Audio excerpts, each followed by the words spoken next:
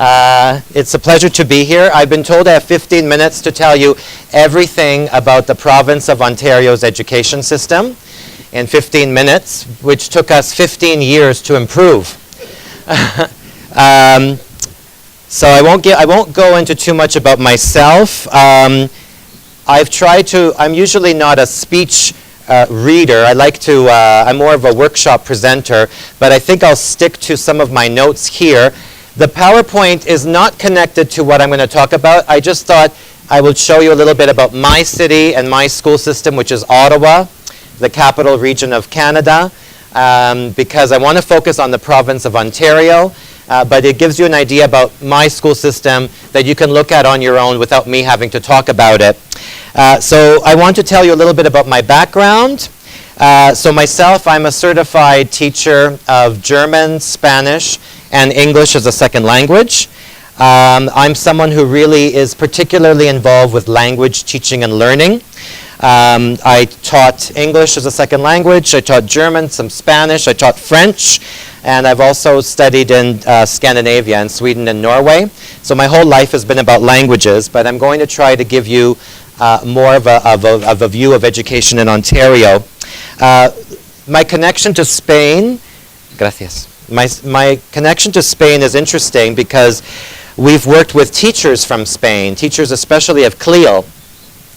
We've had groups of teachers sent to us from Asturias, Castilla-La Mancha, Navarra, and we are now welcoming our 14th group of teachers from Galicia that have been sending them to Ottawa for training programs and for other experiences.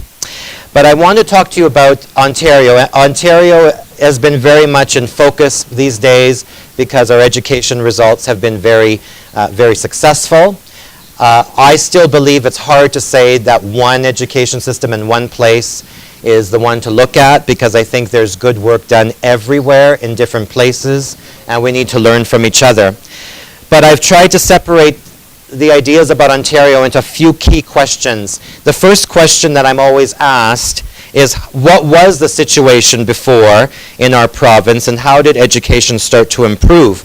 I want to clarify that each province has the responsibility of developing and delivering educational programs in elementary and secondary schools under the leadership of the Provincial Ministry of Education. So education in Canada is provincial. You can understand that when Canada was formed, there was a big focus to unite the country, which is so large, from east to west with the railway. And so the provinces themselves took on the responsibility for education and health care. So there is no national department of education. Like many places around the world, all of us, including in our province of Ontario, would start to look at things like PISA and other studies to show us where we had room for improvement. For example, one thing that we noticed a long time ago is that we wanted to have more students graduate from our high school system. Years ago, it was approximately 68% of students who would finish high school. So in other words, our grade 12. But with the improvements that we've made right now, that number is at 83% and rising. This, along with many other items, were what we looked at for improving our educational programs. A key item within all of our goals in Ontario was that there should be a better relationship between policymakers and educators, and there needed to be a period of time where those relationships could be rebuilt.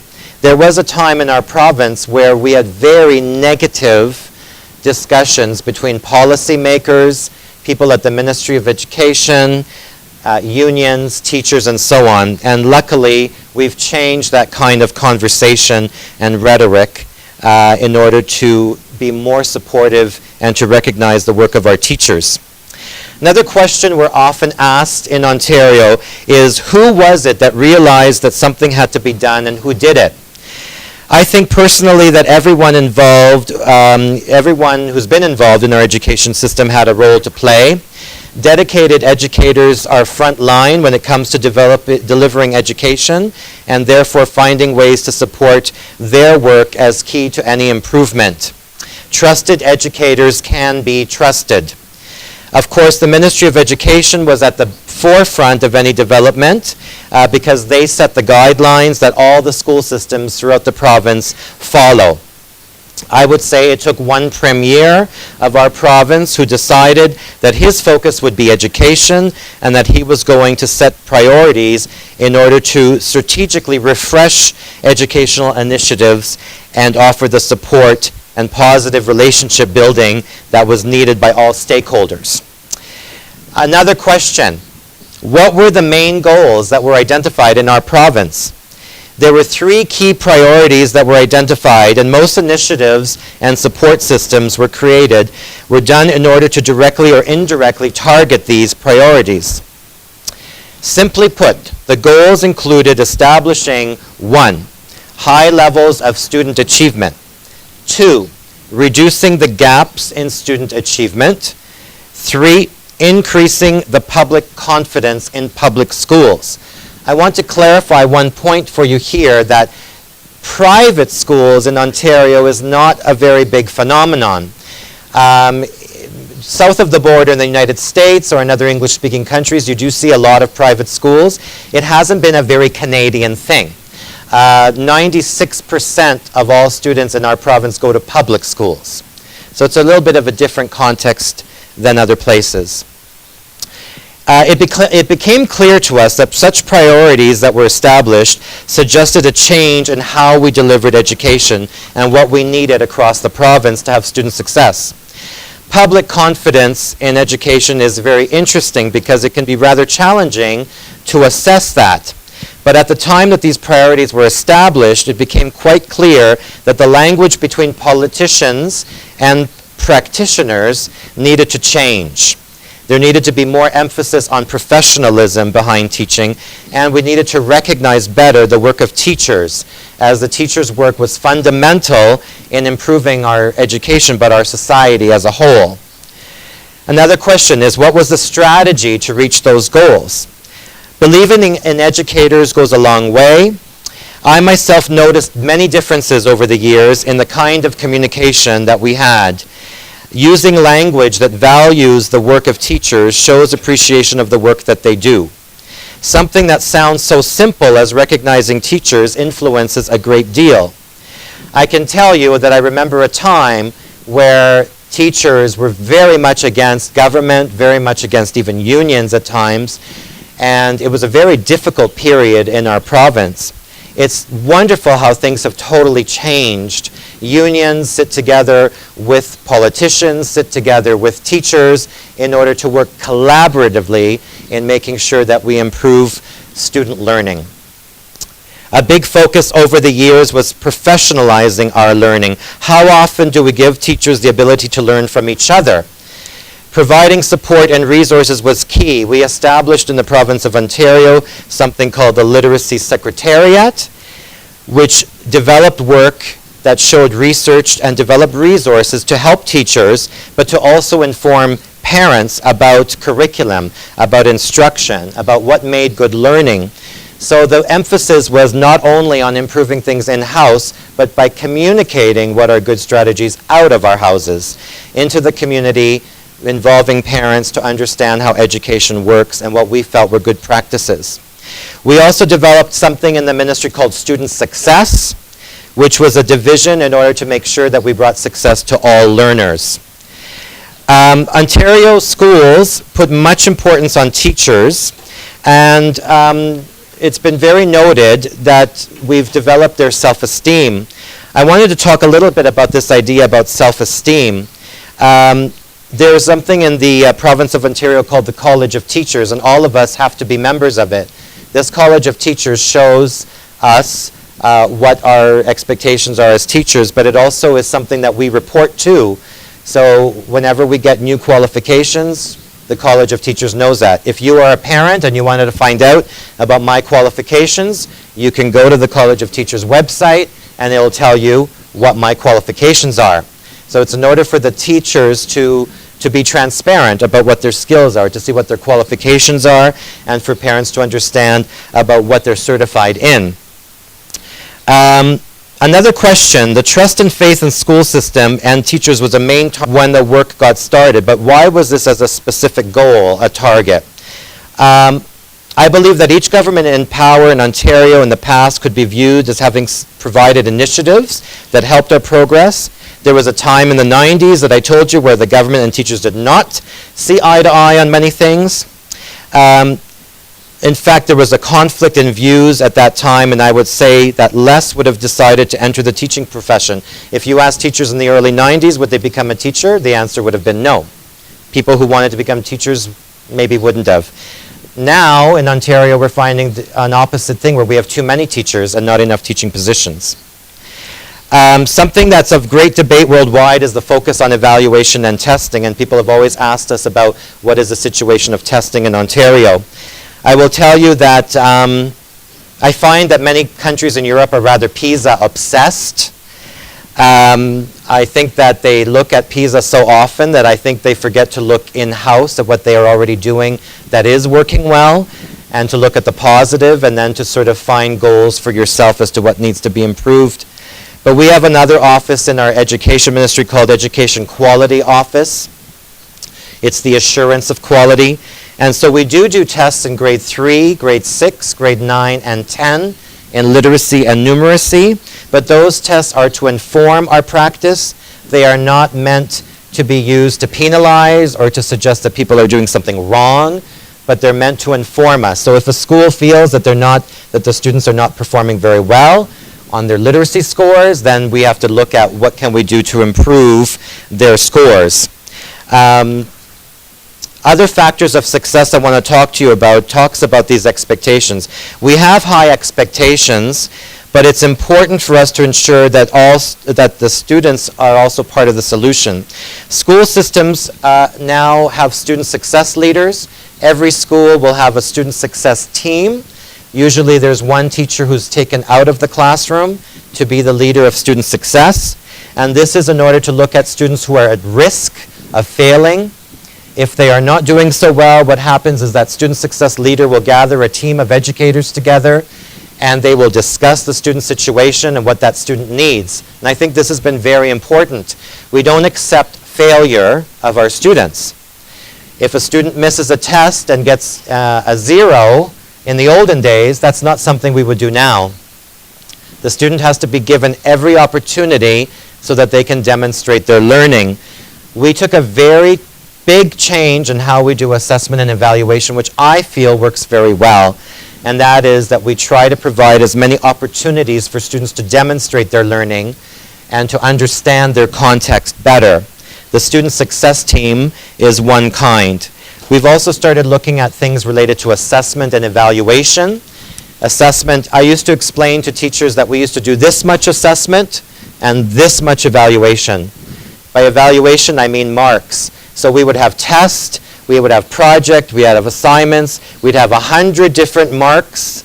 And many of you are teachers, you know, we've all been there, where we have all these marks and we have to get an average out of 100. Well, we've decided to change that. Now we do a lot of assessment and less evaluation. In other words, what that means is that we have a lot of ongoing quizzing and practicing and skills and looking at different activities in the class, but not everything is used for marks. But when we do use something for marks, it's going to be a better formed assessment. It's going to be richer. It's going to require performance tasks. It's going to require some research component. And it's going to meet expectations of the curriculum. Another important area I want to discuss to you is instructional coaching. Instructional coaching is very key, and I'll tell you my own personal view, and I'm going to veer off script because I think I still have a few minutes. I used to be an English as a second language teacher, so English to new Canadians. I understand those feelings because English was my second language as a child. My family immigrated from Greece, so my first language was Greek as a child.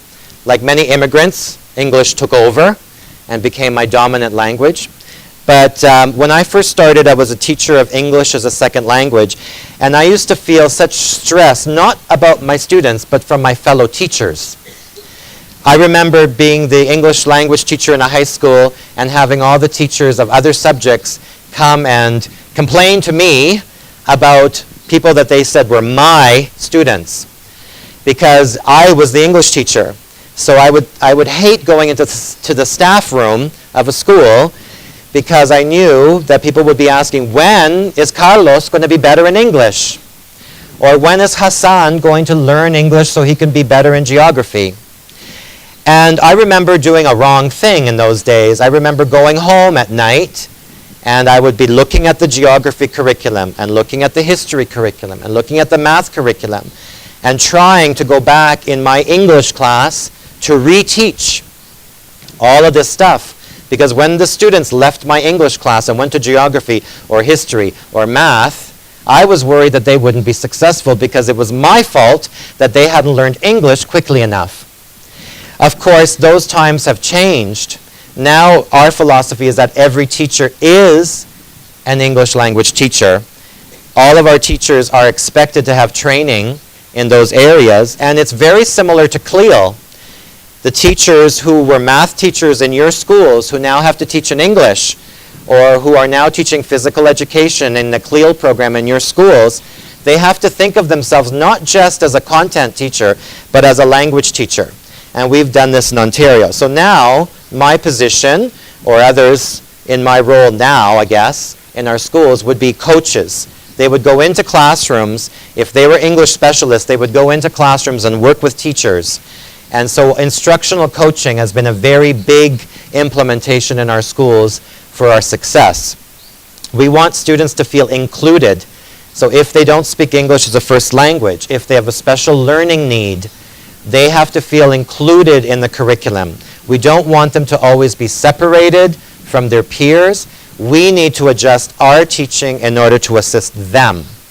So now a coach would go in and be a partner teacher, not above the other teacher, but would work with the teachers in the classroom, in the planning, in the delivery of classes, in the assessment, in the evaluation, and basically inform a department. We do not do anymore, well, we still do a bit, the one-day workshop, where teachers will come to me, I will give them the information, they will go to their schools. Even though those one-day workshops are very useful for motivation, for unity, for other things, they don't change practice. Instructional coaching changes practice, because you have someone that's on a long-term working in your school with fellow teachers. Inclusiveness for us is a very important thing.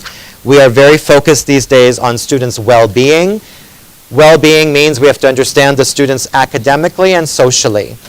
If the students feel that they're not engaged, they're not included in the school system, we have to look at ways to make them feel included. Our teachers are doing a lot in the area of differentiation. Maybe we have an assignment that students have to do, but we don't want the assignment to have to be one way for all learners.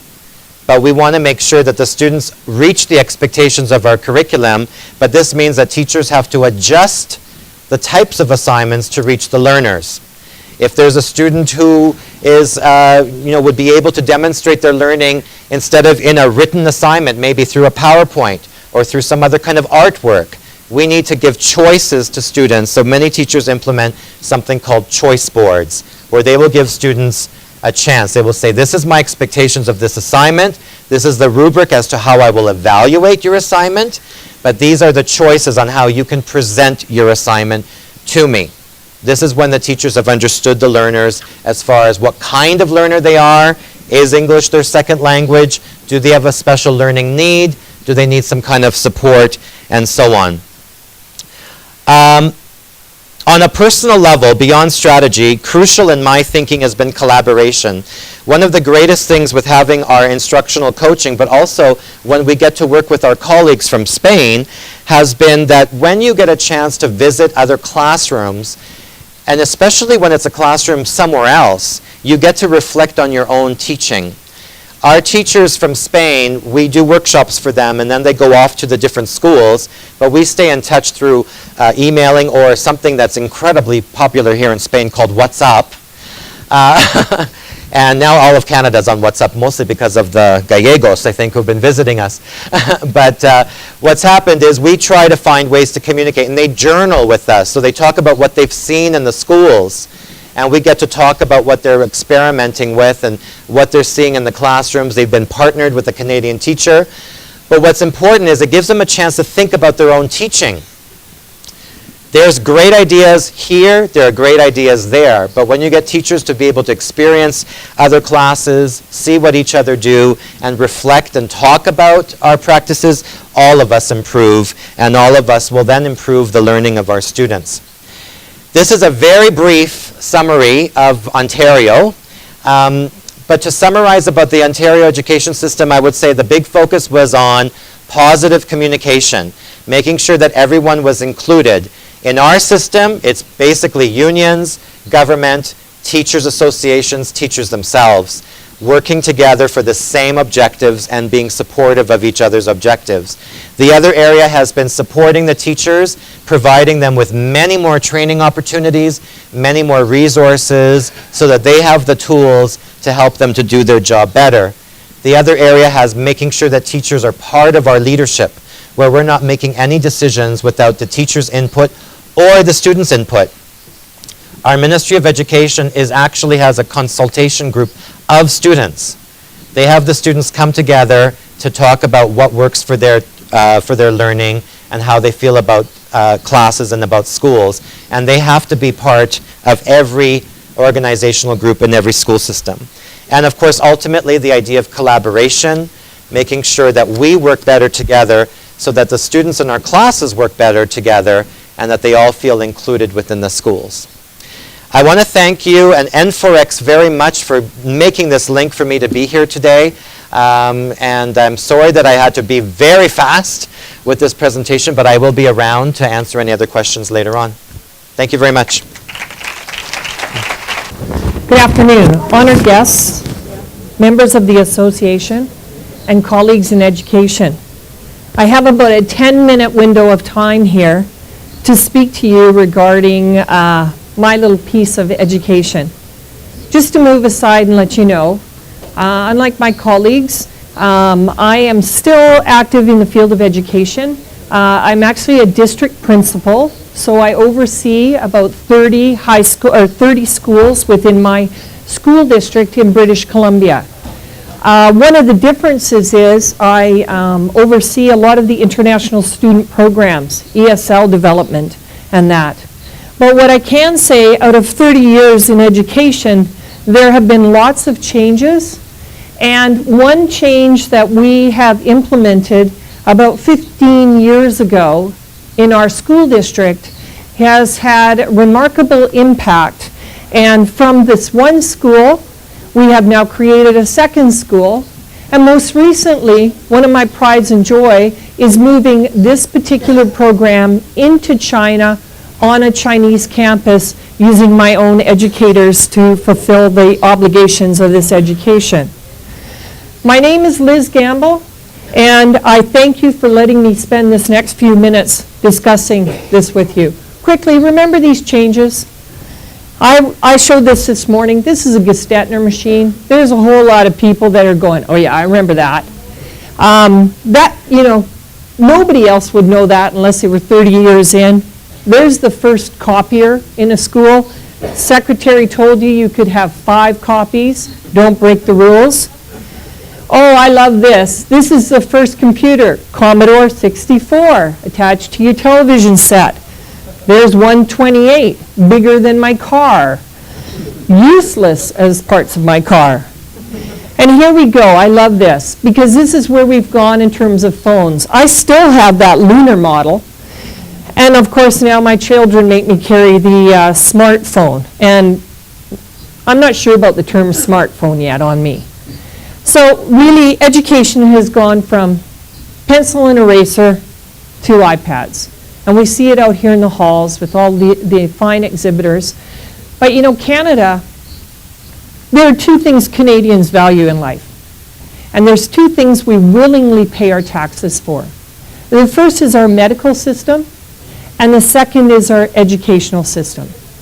My colleague from Ontario is bang on.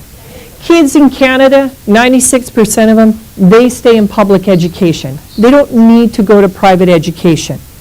Do you realize that in a typical high school in Canada, Kids in grades 10 through 12 will have the option of over 300 possible courses to take. Earlier, we listened to Jerry, I think it was, and he was talking about we have to make changes. We got to be the change. Yeah. You know, in Canada, we have changed. We give our kids options. If they want to become scientists, they have the choice of 25 different science courses to take. If they want to become artists, they can take 12 different music courses, or they can build a portfolio of 20 different art styles. These are courses that are typically offered for our kids. This is why our kids embrace education. It's because we're teaching them to choose their passion early, to go on in life following, choosing courses that really are the ones they want to take. We're forcing them to be responsible for their learning when they start into high school, and we're not categorizing them.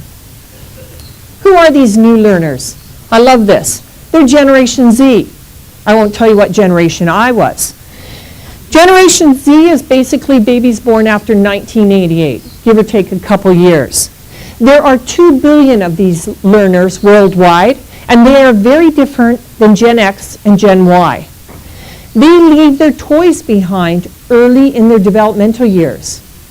Toy companies like Mattel, Barbies, all those are going by the wayside because this generation are now taking to electronics as toddlers. They are considered to be, I love this term, digital immigrants. And internet is truly their second language. They want jobs now that have social impact. They are not as concerned with the Fortune 500 club. According to research, and this is out of Harvard, they are the most connected, educated, and sophisticated generation in history. They are affecting and influencing research in unprecedented ways as a result of their ability to outsource and use global media. There was an example, young girl, very young girl actually, just into her tweens, that's a new term. Anyhow, she, through her global webmail, everything, you know, Facebook and whatever, she learned about a friend in an impoverished area that could not do her homework at night. The reason she couldn't do her homework at night was not because she didn't have a pen or a pencil, but it was because there was no lighting in their house.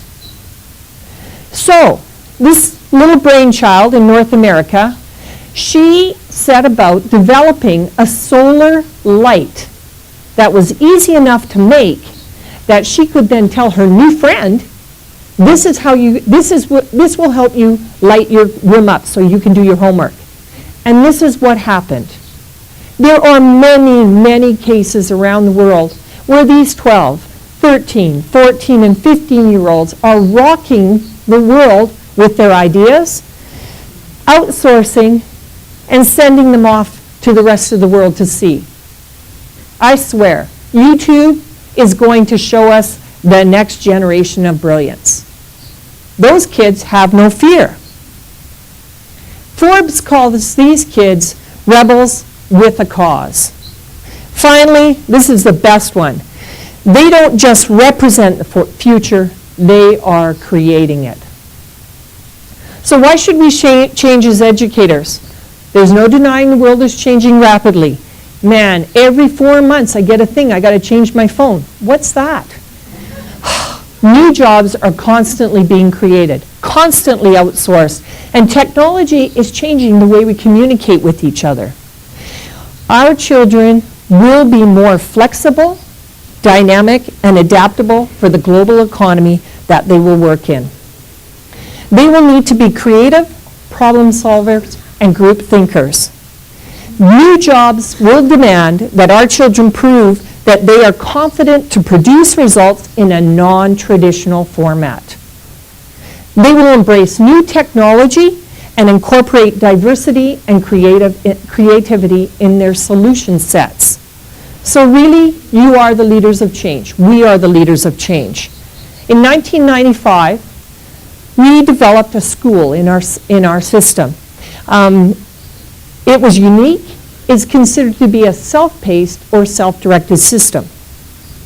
Frances Kelsey Secondary was named after a visionary doctor who, during her time with the FDA, so she was born and raised in our area, went off to med school, eventually ended up down in the United States. But with the FDA, she radically refused the use of thalidomide as she had proven that it caused birth defects. And as a result, Frances Kelsey had that drug pulled off the market.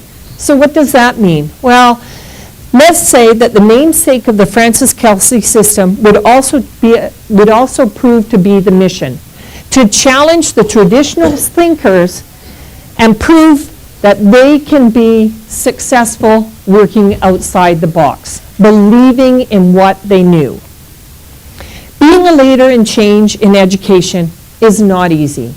And for 30 years, I have been on every single tide or wave that has crashed into the beach. We must motivate our teachers, parents, and finally, the students. Whether you have a ministry or a board of education, they too must be sold on your new ideas. So self-directed programs, what do they look like?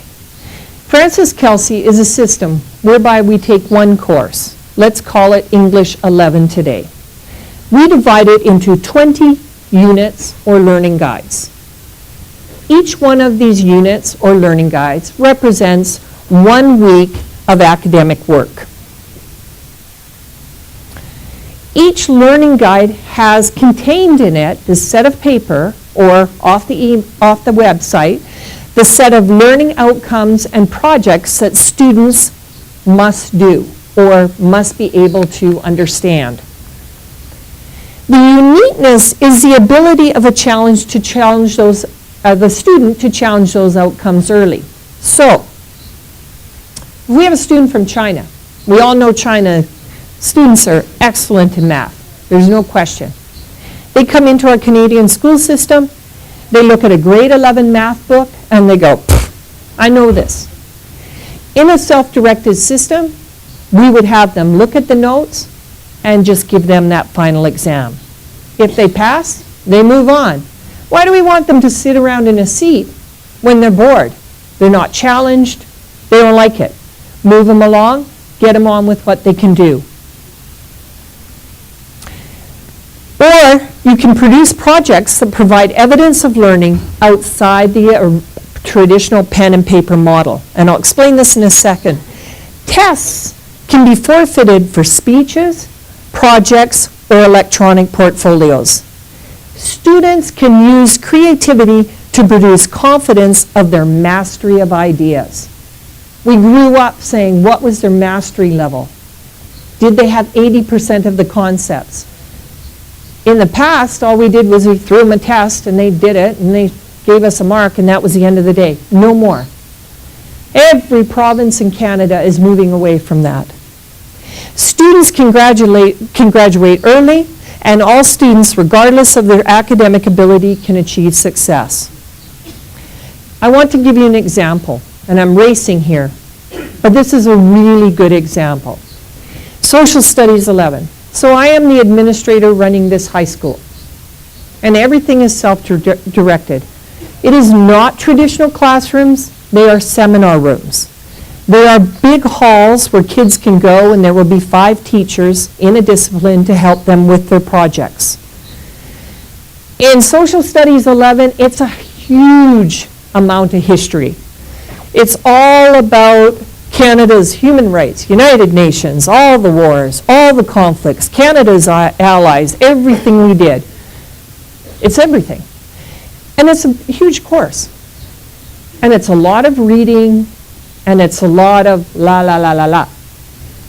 So I had a group of boys come to me, 6 of them, and they said to me, Mrs. Gamble, we like the material, we don't want to do it this way. And I said, okay, we're Kelsey. How are you going to do this? So they explained to me as a team, they were going to take all of the learning outcomes from that, and they were going to write a script, a play. From their play, from their script, they would go out to their peers and cast all these little actors. They would take the actors in their script into the theater.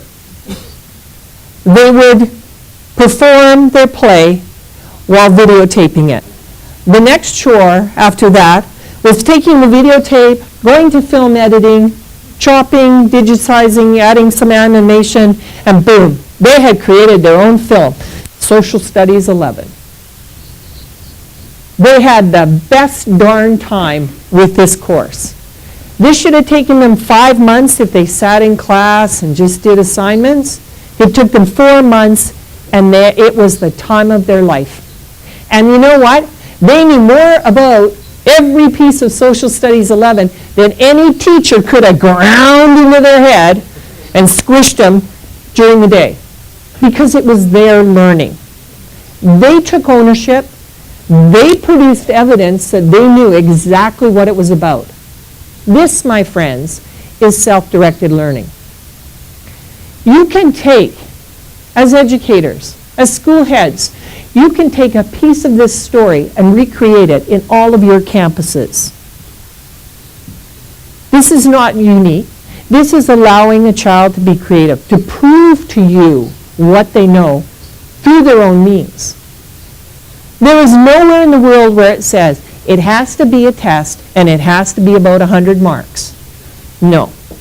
Kids have 1,000,001 ways to show you that they got it up there.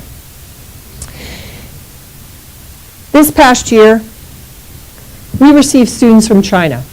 What we realized about students from China is they come from a very traditional setting. Their very, very traditional setting focuses their whole year to what we call the Gakao, which is their grade 12 exam. When they come in at kindergarten, they know they have a grade 12 exam.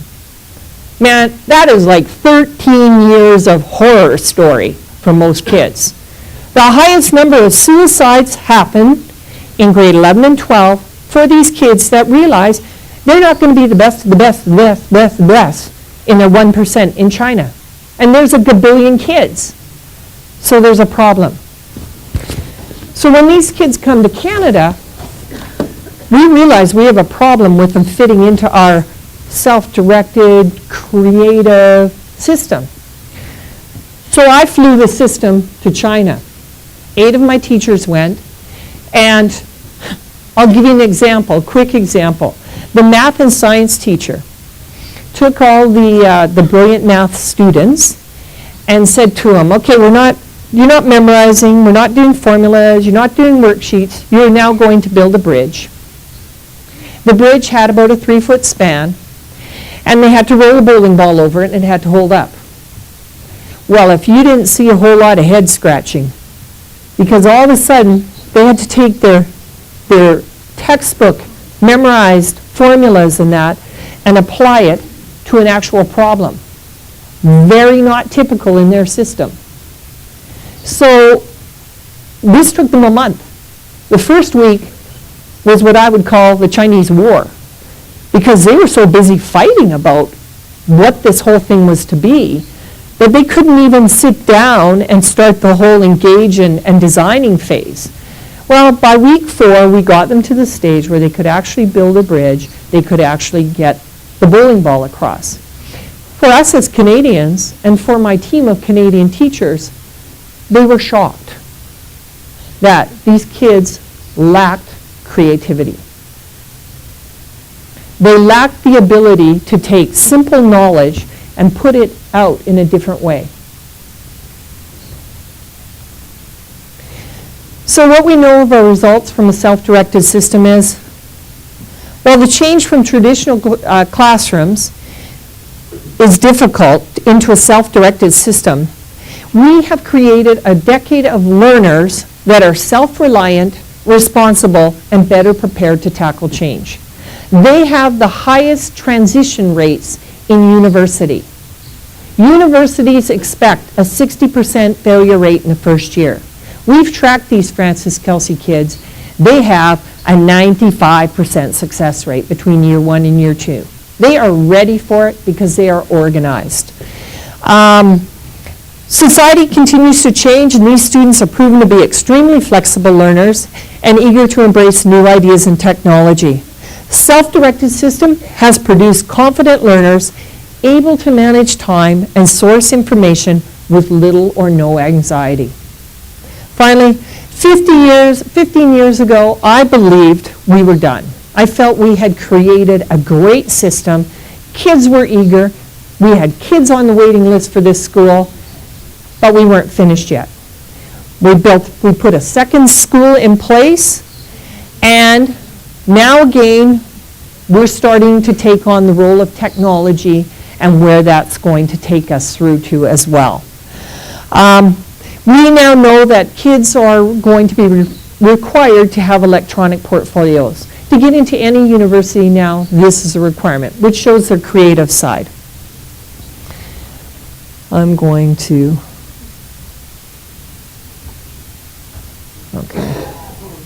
okay. Your task is to understand that all children learn at their own rate and with their own style. You need to create new learning environments for students that allow them to discover, embrace, and fulfill their passions. You do not have to rebuild a Frances Kelsey. You just have to take some of those concepts and start applying it in your schools. Call it small, call it bigger, whatever. You can make this happen. Going forward, students will play an active role in designing their own education and will be increasingly accountable for their own learning success. If you give learners the right to steer their own ship, they will be better for it. They will be more eager to be there. They will produce better results for you. As a leader, it is your responsibility to provide resources, support your teachers, and promote confidence that these goals will create a learner better prepared for the rapid changes that will over the next few decades. Okay, final thought. I don't know if I did mine in 15 minutes. Winston Churchill, to improve is to change. To be perfect is to change often. Welcome to education. It's never going to stop.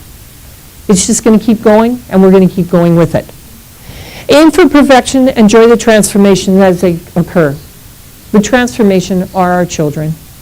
They are changing. We should enjoy watching them. Celebrate the little steps and savor the aha moments. This is the new age thinking. Robotics, smart tables. This is where we're going in our area. I know this is where they're going in Ottawa. This is where we're going in Canada. We're moving our kids along. We're letting them be creative. We're building curriculums around where they need to be, not just in 8 classes of academics. Ladies and gentlemen, thank you very much for allowing me to speak this afternoon. I know you're all hungry.